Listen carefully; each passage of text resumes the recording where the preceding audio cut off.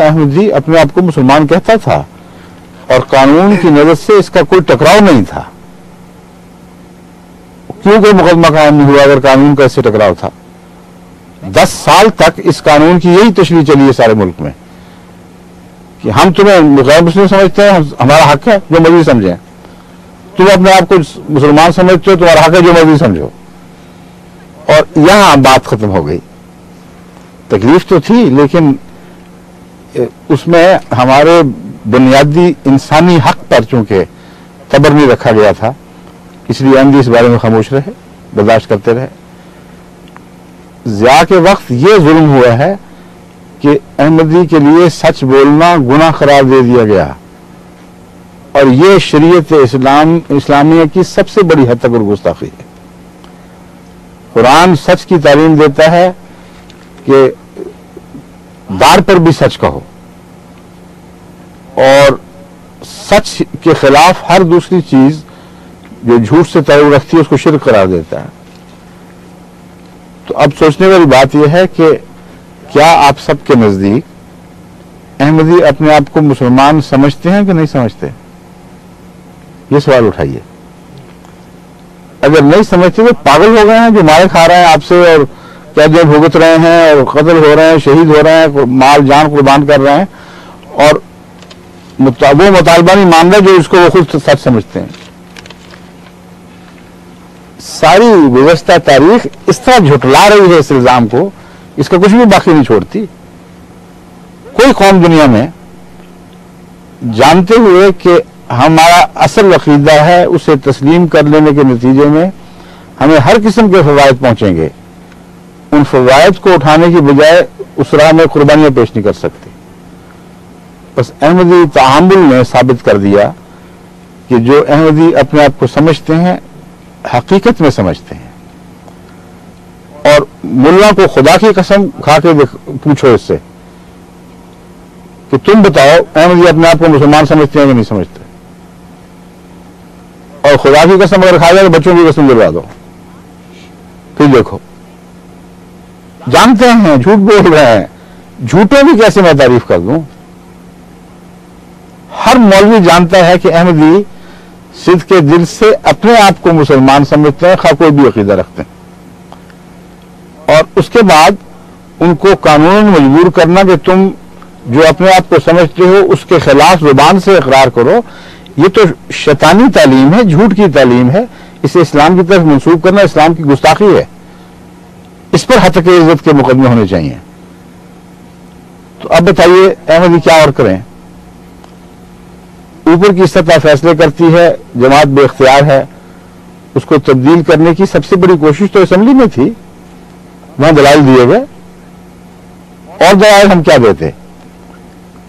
جہاں تک بات کی اپیلوں کا تعلق ہے اس میں بھی میں آپ کو ایک بات بتا دوں کہ جتنے بھی مقدمے کیے گئے ہیں عدالتوں میں جن میں جماعت کے بعض افراد کے خلاف بڑی بڑی عدالتوں نے فیصلے دے دیے، ان کا حق نہیں مانا، وہ مقدمے جماعت کی طرف سے نہیں تھے.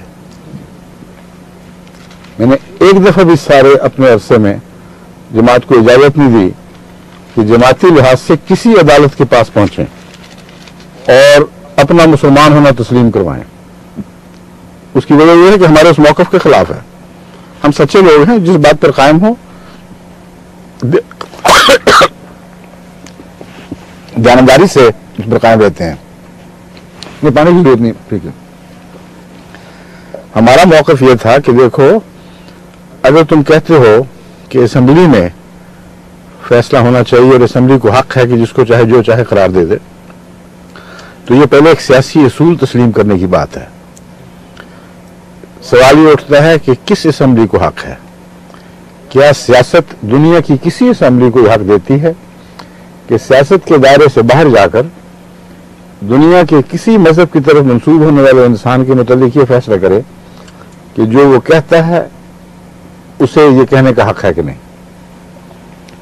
وہ مذہب ہے اس کا کہ نہیں جو مذہب بیان کرتا ہے؟ اگر یہ سیاست کا عطا کردہ حق ہے اسمبلی کو، تو پھر یہ حق برابر ہندوستان پر بھی چلے گا، انگلستان پر بھی چلے گا، یہود پر بھی چلے گا، یعنی اسرائیل پر بھی چلے گا، اور ہر ملک کی اسمبلی کو یہ قانونی حق ہوگا اور سیاسی حق ہوگا کہ اپنے ملک کے کسی باشندے کے متعلق یہ فیصلہ کرے یا کسی جماعت کے متعلق فیصلہ کرے کہ وہ کہتے ہیں کہ ہم یہ ہیں، ہم نہیں سمجھتے کہ وہ ہیں۔ اگر اس طرح ہندوستان کی اسمبلی ایک دن بیٹھ جائے تو اپنا 1000 سالہ جھگڑا طے کروا لے، 100 سالہ کی بحث نہیں ہے۔ یہ کہہ سکتی ہے کہ ہم نے غور کیا ہے کہ جو لوگ مسلمان کہہ رہے ہیں اپنے آپ کو، ان کے عقیدوں میں ایسی باطل باتیں داخل ہو چکی ہیں کہ ان کو مسلمان کہنے کا اپنے آپ کو کوئی حق نہیں ہے، اس لیے آج کے بعد ہندوستان میں کوئی مسلمان نہیں ہے۔ پھر وہ جو مرضی کریں، پھر آپ کو کیا، وہ کہیں گے ہم آپس میں بات کر رہے ہیں، غیر مسلموں سے لڑ رہے ہیں۔ یہ درست ہوگا؟ نہیں تو کیوں نہیں ہوگا؟ سیاست حق اسمبلی کو دیتی ہے تو پھر ہر جو اسمبلی کو دیتی ہے، اگر نہیں دیتی تو کسی کو بھی نہیں دیتی۔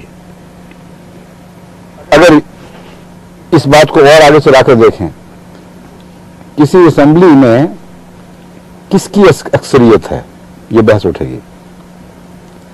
اگر ایک اسمبلی میں اسلام کے متعلق فیصلہ ہو رہا ہے اور مسلمانوں کے ان گروہوں کی اکثریت ہے جو ایک چھوٹے گروہ کے خلاف فیصلہ کرنے کے لیے بیٹھے ہیں، تو اس کا مطلب یہ بنے گا کہ وہ جو اکثریت والے ہیں وہ ایک پارٹی ہیں اور جو اقلیت والے ہیں وہ ایک پارٹی ہیں، اور سیاست میں اکثریت سے ناجائز فائدہ اٹھاتے ہوئے ایک اکثریت پارٹی ایک چھوٹی پارٹی کے خلاف قانون پاس کر دیتی ہے، اور اس طرح سیاست کا بے جا ناجائز استعمال کرتی ہے۔ عدالت میں جا کر دیکھو تو وہاں بھی یہی بات نکلتی ہے۔ اگر کسی عدالت میں جماعت احمدیہ یہ سوال اٹھائے تو پہلا سوال یہ اٹھے گا کہ اس عدالت کے منصفین کا اپنا عقیدہ کیا ہے، کیا وہ منصفین